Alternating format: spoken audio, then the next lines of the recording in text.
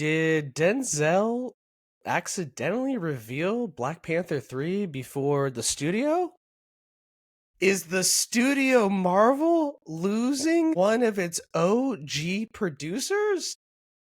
We got a ton of trailers that dropped, including a teaser of Superman for a teaser of a trailer that's coming out tomorrow.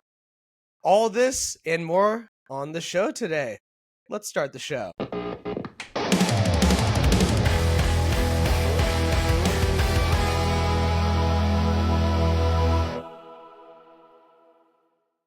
Welcome back to the Geek Gospel. I'm Evan Bernstein. Happy Wednesday. We got a ton of news to go over, a lot of exciting things. Once again, I am alone, so please comment in the chat and in the comments below. Join me in on these geeky conversations as we dive into news as it comes out. Let's dive into what I've been watching. So, Shrinking continues to be amazing. I watched the penuptial episode last night. I'd be very surprised if Jason Segel does not win a Golden Globe or an Emmy for this performance. He is continually incredible, as with Harrison Ford, who, if you saw our other show when we went over the nominations, those were my two picks. They might be wild cards, but if you watch the show, you would not think that. Really, really, really good. I cannot get enough of Shrinking. I think it's one of the best shows on TV. This is how you do a comedy that has drama and tragedy instead of The Bear, which I think is a little bit of the reverse, as we can all agree on. So, yeah, I would highly recommend that. I've also been watching a show called No Good Deed, and this comes to us from Liz Feldman, who is the creator of the show on Netflix, Dead to Me. And that is a fantastic show. If you haven't seen it, Christina Applegate, Linda Cardellini. This one also has Linda Cardellini in it, and it also is on Netflix, No Good Deed. Really good. Lisa Kudrow, Ray Romano, Dennis Leary. I mean, the cast goes on and on. Luke Wilson.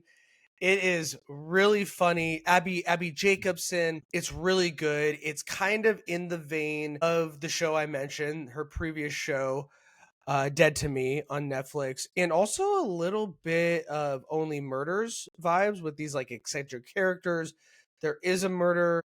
There's a lot of mystery that's surrounding it. It seems like Liz Feldman, who's the creator, the writer of the show, she has this distinct taste of her whodunit, which is really cool. You know, we've seen Ryan Johnson, we've seen other creators have their own take on a whodunit, and I think Liz Feldman does it in a really good way that kind of keeps you guessing. You know, there's a twist almost at every end of the episode. It's an 8-episode series, and my wife and I are going to watch the finale tonight. So I'm really excited about that. So I would highly recommend that. Anything else in the past 2 days? I think that's it. I think we fit in a good amount. I can't think of anything else. So with that down, let's start on the quest for news. Okay. Like I had mentioned earlier, so it seems like Denzel Washington got a little trigger happy and revealed that he will be a part of Black Panther 3 and that Ryan Coogler has written a role for him already. And in doing so, he has now forced Marvel Studios' hand to seemingly announce that, of course, Black Panther 3 is confirmed. And this comes to us from Screen Rant. This says that Marvel Studios officially announces Black Panther 3 just a few days after Denzel Washington spoiled his MCU role in the Black Panther threequel. Black Panther Wakanda Forever faced a huge challenge with T'Challa's final farewell, and unfortunately, the sudden and very early passing of Chadwick Boseman.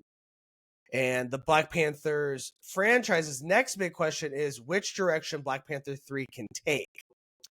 It seems like, and then this actually comes to us from longtime Marvel Studios executive Nate Moore, who will be parting ways with Marvel after Captain America Brave New World's release in 2025. And we'll get into that in a little bit. But Nate Moore was being interviewed by Deadline, and he was mentioning that, yes, Black Panther 3 is on the way. And Kevin Feige was talking to Deadline, and he mentioned about Nate Moore moving on from Marvel Studios and that he will be producing Black Panther 3. So he kind of tied all these things up to let us know that indeed Black Panther 3 is returning.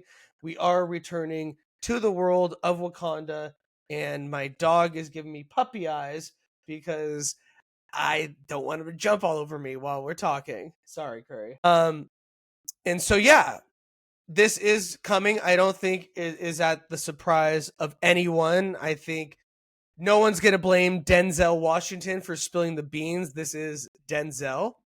So we know Black Panther 3 is confirmed. It is coming. Nate Moore is still attached to be a producer. He's been a producer and an executive with Marvel since 2010.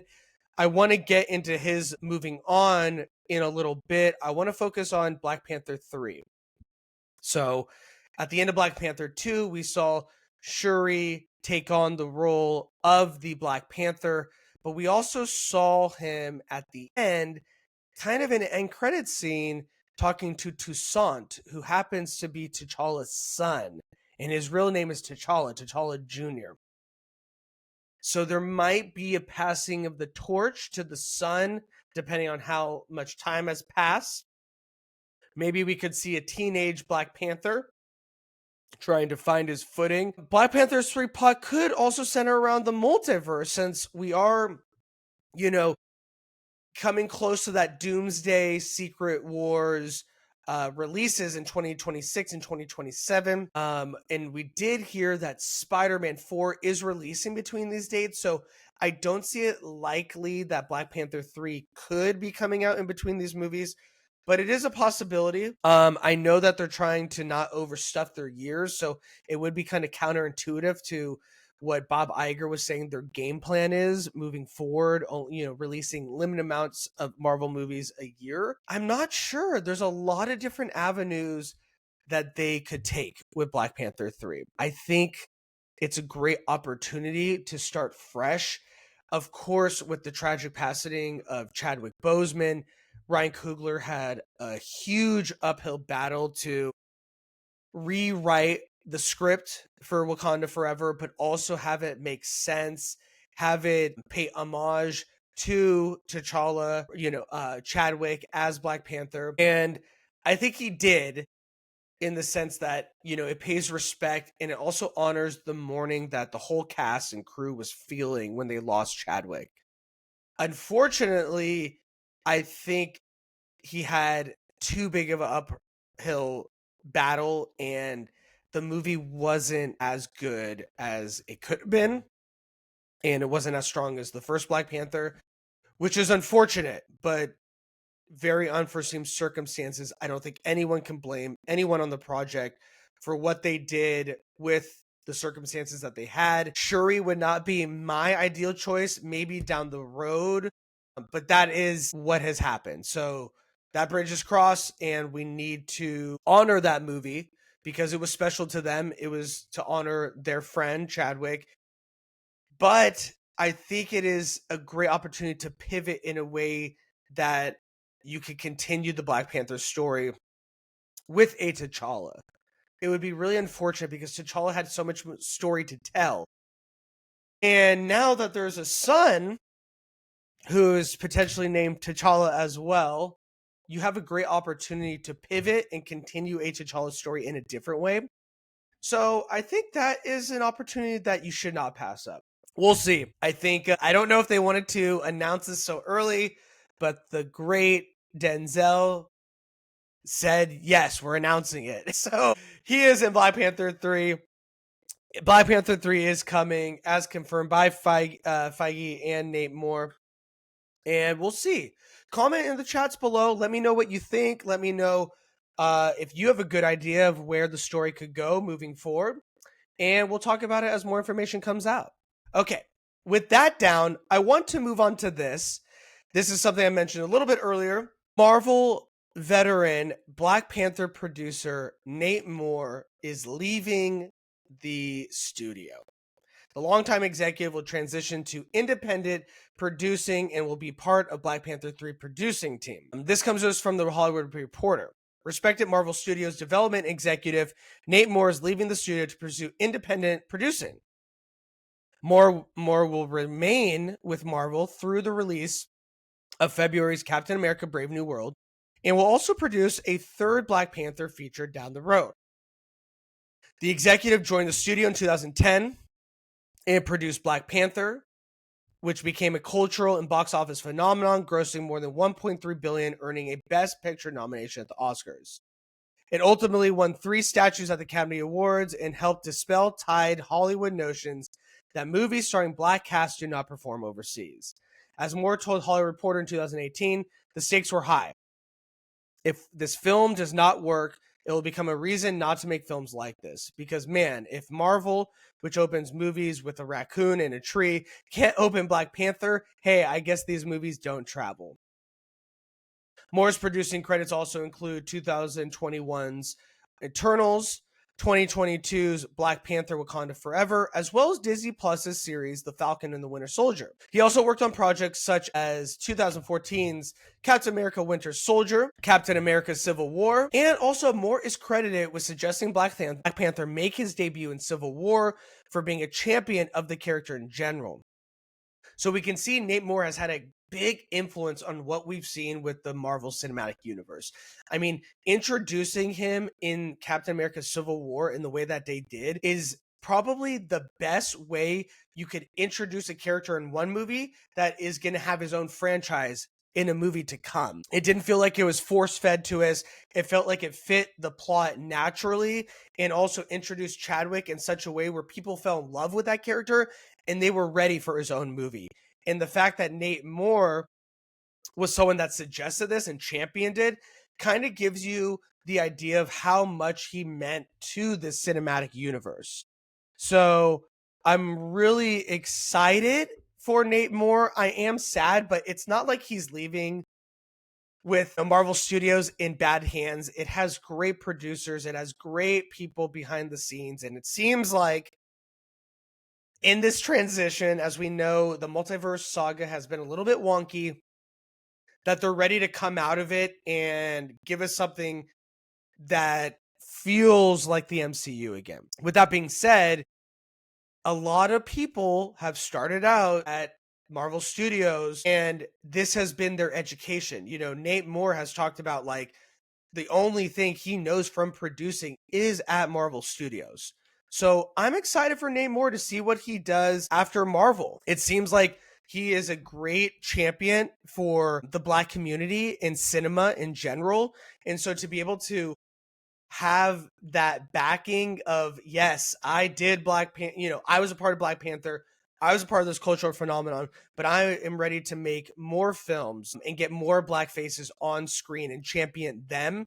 I'm excited for that. I think from what I've seen in, you know, Nate Moore's interviews when it comes to Marvel projects, he's so passionate about the Black community and championing them when it comes to cinema and getting faces out there and getting a lot of Black actors that haven't been recognized that are fantastic and getting their faces recognized and getting them in projects where they can really show their talents. So I think Nate Moore has a lot of work to do. He is not done making great films. Unfortunately, you know, after 2025 or, you know, after whenever Black Panther 3 comes out, it will not be with Marvel Studios, but I am very excited to see what he's done. And I want to read a quote from him. He said, "Nearly everything I know about producing, I've learned from my time at Marvel Studios. I feel lucky to have worked with a group of people who love filmmaking and storytelling as much as my Marvel colleagues and the cast and crew of our films. But I couldn't be more excited to apply my experience and passion for films towards theatrical movies in all genres, including returning to the world of Wakanda for Black Panther 3. So it's exactly what I was saying. And it doesn't have to just be championing Black films. It could be films in general. I'm just saying that he has a real passion, and there obviously is a real problem with Hollywood giving Black actors a chance to show their chops when it comes to acting. And Nate Moore, I think, is going to be a champion for those actors. And I'm excited to see that because I didn't know who Chadwick Boseman was before Black Panther. And there are a lot more, I bet you, Chadwick Boseman's, Lupita Nyong'o's, actors that we have no idea that hopefully Nate Moore will put on the screen. And I'm excited to see that. That's that. Adios to Nate Moore. We love you. We appreciate you for helping make the MCU what it is. And I can't wait to see more. Okay. With that down, I want to move on to this. So this came out a couple days ago. And I find it very interesting. The Hollywood Reporter is reporting that Beyond the Spider-Verse sets directors Bob Persichetti and Justin K. Thompson as the new directors. Spider-Man Beyond the Spider-Verse has caught a pair of directors in its web. These two directors will share duties on the third chapter in the trilogy, the Hollywood Reporter has confirmed. Persichetti was among the co-directors of the 2018 Oscar winner Spider-Man Into the Spider-Verse and worked as a producer on 2022's Spider-Man Across the Spider-Verse.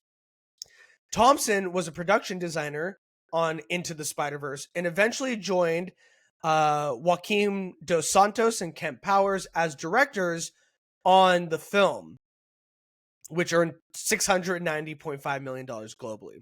So it seems like I don't know why we're getting news about switching up directors so late in the game. They already teased at the end of the last film that Beyond the Spider-Verse was coming out soon in 2024. That didn't happen. So it scares me a little bit that now we're being announced that these are the directors for the film. What is going on with the directors that were attached to this? I thought it was kind of flowing in from the last movie into this movie. Where's a script? It just scares me because if you're announcing directors at this point, that means that maybe the story isn't together as much as we thought it was. But however, they were a part of this franchise. So it's a little disconcerting. They came out with a joint statement saying, "We have had the immense privilege of being part of the Miles journey from the beginning, and directing the conclusion to his story is beyond exciting. Beyond. The creativity and care poured into every minute of this project has been truly inspiring. We have crafted what we feel is a very satisfying ending, and we can't wait for fans to experience it. We're bringing everything we've got." Originally, the film was slated to be released in March 29, 2024. And then we know the studio removed it from the calendar in July amid a release date shakeup. So interesting. Just wanted to put that out there. New directors for Spider-Man, for Beyond the Spider-Verse. Man, I really want that film. So doesn't give me faith, but if they think this is the way that it should go, the two last movies were fantastic. I guess we need to just trust the process. It just is interesting that I thought, Joaquim and Kemp Powers were going to continue from where they left off, and now that doesn't seem like it's the case. We also reported a couple days ago that there's actors that say they have no idea what the story is. They have not been scheduled. They don't know a script. So, man, it is very interesting. But at the same time, man, those movies were great. And so I guess we should just have faith, take a beat and see what comes out in the next couple of months. We'll see. Hopefully we get some concrete news of a release date soon. Let me know what you think in the comments below. Are you excited for these directors to continue in this capacity on this trilogy? Are you a little scared like I am? Let me know in the comments. Okay, with that down, I want to move on to this. This comes to us from Entertainment Weekly.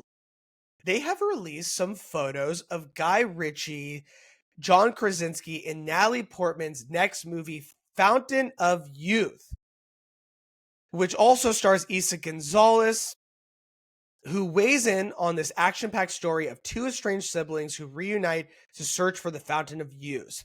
Very much in the vein of Indiana Jones, we get a first look of John Krasinski in Indiana Jones looking garb and with a flashlight, looking very serious in a cave or some such, discovering something. And this is Apple TV's producing the movie. It is a family-friendly action-adventure film that obviously from the photos looks like it's in the vein of Indiana Jones, but contemporary. This is written by James Vanderbilt, who did Zodiac, amongst many other great films. The story follows two estranged siblings, Luke and Charlotte Purdue, played by John Krasinski and Natalie Portman, who partner on a global heist to find the mythical spring, the Fountain of Youth. They both come from a background of archaeological endeavors in terms of finding archaeological artifacts, so there's history there, Ritchie says. They are estranged, but they find an alibi as to why they need to unify to find this particular treasure. Krasinski tells EW that his character Luke is the definition of live life to the fullest, adding that he is not one to stand still. The actor also recently was dubbed People's Sexiest Man Alive, and he adds his adventurous and somewhat reckless spirit always makes for a good time, even if it is at the risk of his sister. It was the outlook on life that made Luke a blast to play. So we see John Krasinski, Issa, and Natalie Portman standing on what it appears to be some rocks with a pyramid in the background, looking very Indiana Jones-esque. Portman describes Charlotte, her character, as someone that came from a very adventurous childhood, but she has since chosen to be a more stable adult, and explains that she gets thrusted back into adventure by her brother, and she says it was fun to be playing a woman who's finding her wildness again. This shot on locations around the world, from Egypt to Bangkok to Vienna. Filming Fountain of Youth was almost as much of an adventure for Ritchie and his cast as it was for the characters in the story. Ritchie says, ironically, you end up being in the movie yourself, if you know what I mean. You go on action adventure yourself while you're constructing these things. So the making of the film is as much fun as you think it's going to be. Even Portman said, I've never been to Cairo or Vienna before, and she was completely blown away. There's crazy chase sequences. We shot in Liverpool, which was some really wild car work, and a sunken ship sequence we shot on stage in London. And there's another picture that we see looking very serious. We got John Krasinski, Domhnall Gleeson, Carmen Ejogo, and Laz Alonso from The Boys fame. So it looks like a great cast. It looks really interesting. The cast is also rounded out by Stanley Tucci and previously mentioned Isa Gonzalez. So the cast is stellar. Guy Ritchie is awesome. We got another photo of Domhnall Gleeson, John Krasinski, and Natalie Portman looking at some kind of dial with serious discontent. So it looks really cool. I have been waiting for a movie in the vein of in the vein of Indiana Jones that works.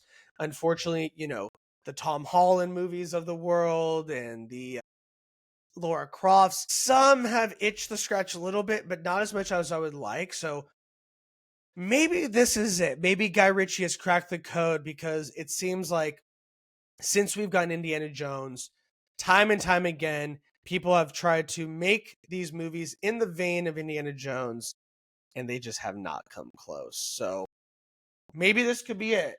What do you think, Curry? What do you think, guys? Let me know in the comments below. Are you excited for this movie? Do these photos make you excited? I'm excited. I love Guy Ritchie. He's made a lot more movies that I like than that I don't like. So we'll see. We're getting first look photos, so maybe that signals there is a trailer coming soon. With that down, let's actually get into some trailers that dropped. I want to start off with this trailer. This dropped this morning. This comes to us from Variety. This is the trailer Death of a Unicorn, which stars Jenna Ortega and Paul Rudd in a very darkly funny A24 unicorn movie. This comes to us from Variety. The first trailer for Death of a Unicorn, a black comedy starring Jenna Ortega and Paul Rudd, has been released by A24. This is written and directed by Alex Sharfman. The film follows Elliot and Riley, played by Rudd and Ortega, respectively, a father and daughter duo that accidentally run over a unicorn. The official synopsis reads, a father and daughter accidentally hit and kill a unicorn while en route to a weekend retreat where his billionaire boss, played by Richard E. Grant, seeks to exploit the creature's miraculous curative properties. The darkly comedic trailer shows the gruesome hit and run that kills the unicorn in lengths. The lengths Elliot and Riley go to hide their crime. Eventually, they realize the unicorn's blood and shavings from its horn can cure cancer. Death of a Unicorn marks Sharfman's directorial debut, having previously served as a producer on Blow the Man Down and Resurrection.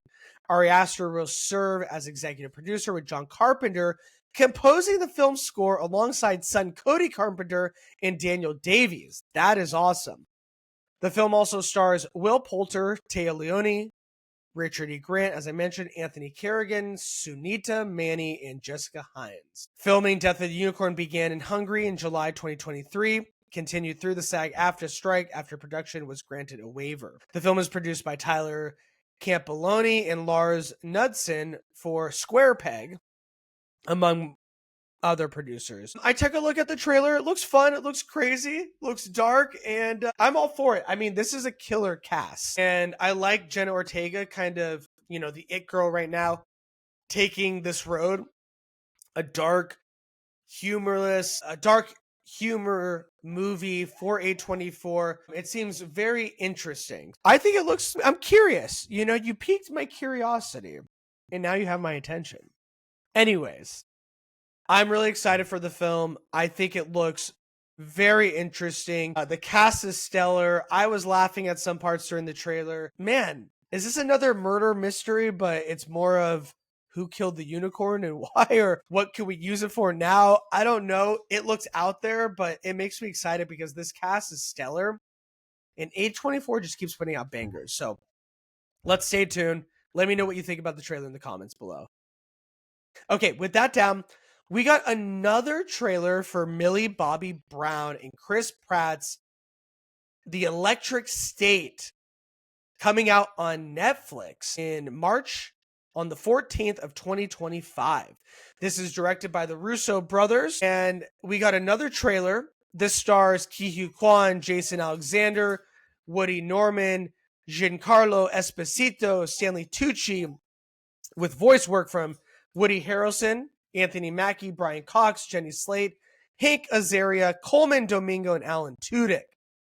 The GOAT of voice acting. The Electric State centers on a teenager, Brown, and her robotic friend joining a wanderer, played by Chris Pratt, to track down the girl's missing younger brother in the 1990s following a war between humans and machines. From the trailer, I think it looks cool. I mean, this is a Netflix movie, so it's coming out on Netflix. Like, of course, I'm going to watch it. It looks fun. It's on Netflix. I don't have to pay anything. I'm already paying the subscription. That's the best part about these straight to Netflix releases. Unfortunately, it's not great for the filmmakers because when you make a film, you want it to be played in theaters. But this is the deal that the Russos have with Netflix. It continues to be this deal with Agbo, their producing company. And so it's another movie that will come straight to Netflix. But, the design of the robots, the journey of it all, the main character searching for the brother, the scraggly guy looking, to help her. It has all the makings of a great sci-fi adventure movie. So I'm holding out hope. I hope it's good. Some of the movies that the Russos have done since Endgame haven't been the best, but we get to see it on Netflix for free. So why not? Let's go. Let me know if you've seen this trailer. Let me know if you like it, if you don't like it. Comment in the comments below and let's have a discussion about it. Okay, with that down, I finally want to end the show with what we're going to begin the show tomorrow. Superman has first footage. It is a countdown that James Gunn has posted that will be a teaser trailer to the trailer that's coming out tomorrow. So it gives us a very, very limited look. We finally see Lois, Jimmy, everyone at the Daily Planet, and we see a lot of people in the streets looking up. We saw the tagline on the poster, look up. So it's just a teaser. It's just a countdown, getting us ready for tomorrow, getting us juiced. I'm excited. I can't wait to see David Corn sweat. I think he's going to crush it.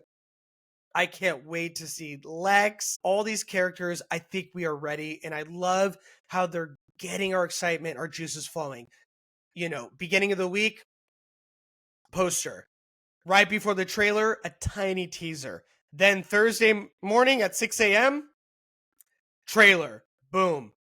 This is how you get people excited. This is how you get people talking about your movie. I cannot wait. I'm not going to say more because it's just a teaser and it's just us all actually looking up for a trailer that we hopefully love, that gives us a really good taste of what we're in for in July. So I want to mention that. I'm so excited. This is just getting my juices flowing. James Gunn has given us the countdown. We are ready for Thursday at 6 a.m. Please let me know what you think of this trailer, and let's get excited for Superman, the trailer dropping tomorrow. Other than that, I think that will do it for today. So let me know what you think in the comments below. We went over a good amount of stuff. Let me know if you think I missed anything. Let me know if you're excited for any of the things that we mentioned. A lot of great trailers dropped, a lot of varieties of different movies. So I'm really excited for all these movies coming out in the next 7 months, you know, into summer. There's so much good stuff coming out. So get excited. This is the time for movies, whether it's at home streaming or in the theaters. This is why we love these things. This excitement for movie lovers like me is why we do this. So I hope you're excited too. I hope this gets you juice. Feed off of my excitement because the trailers are coming. Superman is coming, and just look up. All right, that'll do it for today for the Geek Gospel. Comment in the sections below, join the conversation, join the excitement, and we will talk to you next time. All right, take care, guys. Bye.